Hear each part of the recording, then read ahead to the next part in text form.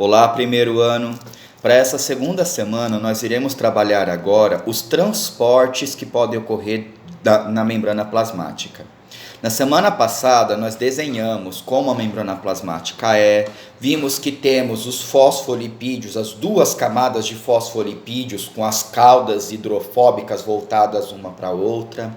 Essa camada de fosfolipídio, ela cria uma barreira, né? Ela impede as coisas de entrar e sair da célula, tudo bem? Então, por isso que fica ali uma delimitação, né?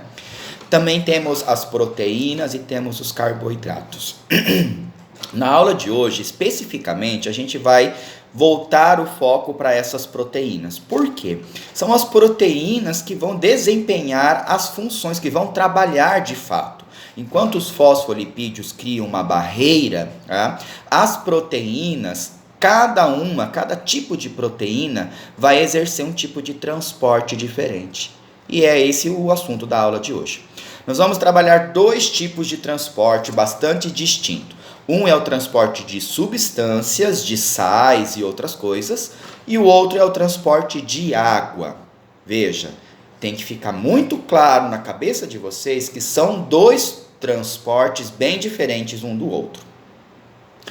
O transporte de substância, eu vou querer que vocês desenhem no caderno esse slide que eu coloquei aí, tudo bem? E o transporte de água também eu quero que vocês desenhem no caderno. O transporte de substância é esse slide aqui. Nesse slide, vocês têm aqui em cinza, essas duas camadinhas de cinza, a bicamada lipídica, seriam os fosfolipídios, tá? Mas como eu quero chamar a atenção para as proteínas que estão atravessadas na membrana plasmática, tá? São elas que vão desempenhar os transportes de substâncias. Dentro do transporte de substâncias, nós vamos representar três nomes, que são estes aqui. A simples difusão, transporte passivo e transporte ativo. Simples difusão, em alguns livros ou sites, vai trazer como difusão facilitada. É a mesma coisa. Transporte passivo, passivo significa sem gasto de energia. Ativo com gasto de energia. Tudo bem? Então, transporte passivo é aquele transporte que não exige gasto de energia. Transporte ativo tem gasto de energia. Sempre que você representar aqui, você não pode esquecer de colocar esses dados na lateral. Porque aqui está indicando para você qual é o lado da membrana que tem mais soluto, mais nutriente e qual é o que tem menos. Com relação a simples difusão ou difusão facilitada, é esse primeiro aqui, ó. Tá vendo? Ele não precisa de uma proteína para poder atravessar a membrana. É um componente tão pequenininho que ele não precisa de proteína. Normalmente são os gases. Os gases, gás carbônico, gás oxigênio, pode entrar e sair na célula sem precisar de uma proteína. Isso é simples difusão. Sempre de onde tem, olha aqui, ó, o pequenininho, né? Então vamos olhar o pequenininho, de onde tem muito para onde tem pouco, ok? Esses dois são os transportes passivos. O que difere da simples difusão? É que agora vai ter uma proteína para poder passar de um lado para o outro. Então eu posso ter uma proteína canal, que ela funciona como se fosse um buraquinho no meio dela, para passar certos tipos de nutrientes. E detalhe, ela escolhe quem vai entrar e quem vai sair, viu? Não é assim, qualquer um entra, qualquer outro não. Tem que ter o tamanho adequado, tem que ter a carga adequada. Então, cada proteína é responsável em fazer um tipo de transporte de uma substância específica. É muito bem controlado quem entra, quem sai. Essa outra proteína é uma proteína carreadora, tá? Ela se liga, olha só, ela se liga num sítio ativo, tem um componente aqui, ela se liga no sítio ativo. Quando se liga, essa proteína ela muda a conformação.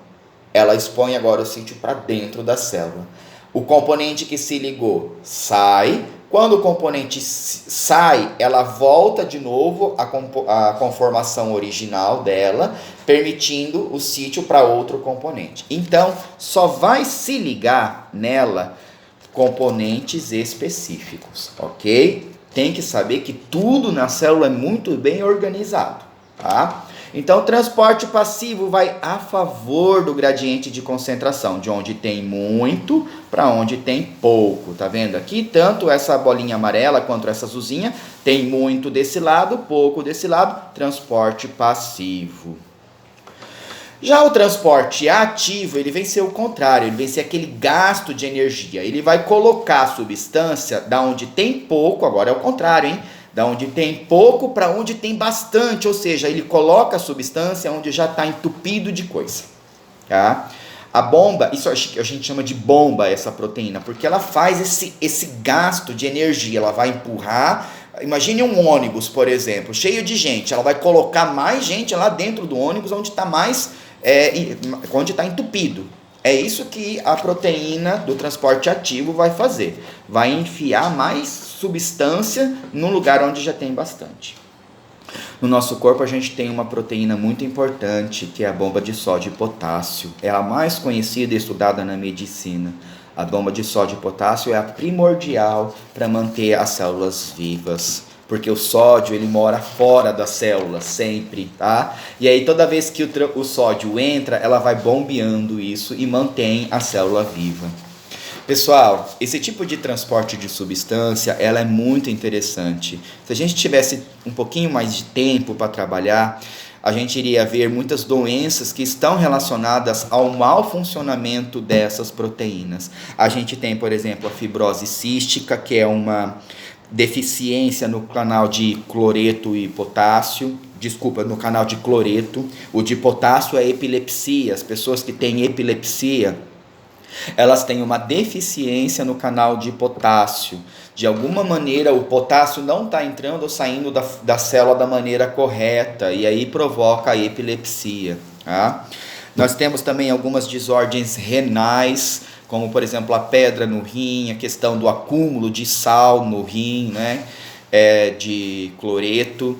Então tudo isso, pessoal, está relacionado com doenças. E hoje nós temos, né, a questão da depressão, que é muito conhecida. O que é a depressão? Nada mais é do que um tipo de proteína dessas que eu acabei de mostrar para vocês, que não estão trabalhando da forma correta.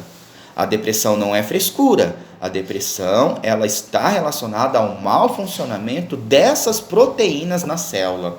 Que célula é essa, professor? A célula dos neurônios. A comunicação entre os neurônios com essas proteínas, elas não acontecem de forma eficaz, ok? E é necessário a gente tomar os medicamentos, né? O que é o remedinho da depressão? É frescura? Não, não é frescura. O remedinho, ele vai agir nessas proteínas canais que não conseguem transportar uma substância de um neurônio para outro. E aí a falta dessa substância de um neurônio para o outro é o que causa, é um dos motivos que causa a depressão. Ok? Vamos falar agora do transporte de água, que é totalmente diferente, tá ok? O transporte de água agora não vai ser mais os sais que vai passar de um lado para o outro, do meio mais concentrado para o menos concentrado, tá? Agora é a água que vai passar. Entendido isso? Muito bem. Eu coloquei para vocês esse outro slide aqui de 3 soluções, tá bom? 1, 2, 3. Passagem da água se chama osmose. Esse é o nome dado para passagem da água. Eu tenho aqui a solução hipotônica, isotônica, hipertônica. Pouco. Iso significa pouco. Perdão, vou repetir. Hipo significa pouco. Desculpa, tá bom? Hipo significa pouco. Iso significa igual, mesmo. Hiper significa muito. Então, solução hipo. Se a solução é hipo, significa que a solução tem pouca concentração de sal. Se a solução é iso, significa que a solução tem igual concentração de sal da célula. Se a solução é hiper, significa que a solução tem muita quantidade de sal com relação à célula. Repetindo, hipo, pouco, A solução é hipo, então a solução tem pouco sal com relação à célula. A solução tem igual sal com relação à célula. A solução hiper tem mais sal com relação à célula. Sempre eu tenho que especificar quem é hipo, quem é hiper. Por exemplo, aqui eu estou dizendo que a solução é hipo.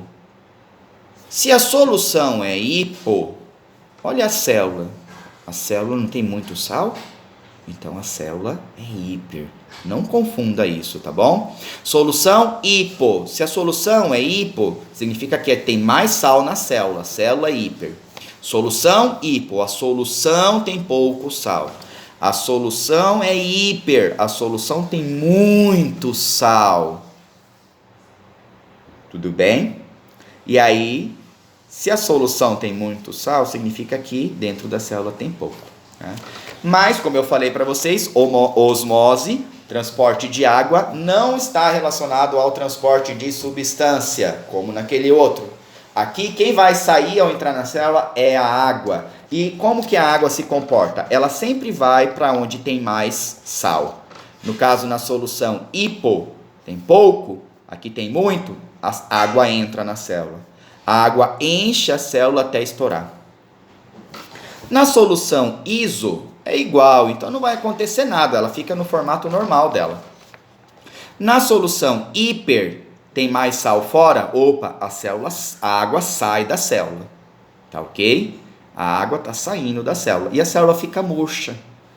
Tá? Então, na solução hipotônica, a célula estoura, na solução hipertônica, a célula murcha. Aqui embaixo eu tenho a célula vegetal. A célula vegetal é um pouquinho diferente, galera, porque ela tem uma parede vegetal em volta dela, né, que deixa ela mais dura, mais rígida. Então aqui, no caso, a célula vegetal não vai estourar, ela fica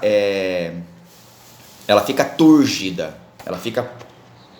mas tem uma parede em volta que não deixa ela estourar. E aqui ela não vai ficar murcha, ela vai ficar plasmolizada, tá vendo? Fica plasmolizada. Olha o citoplasma dela como que fica. Tá?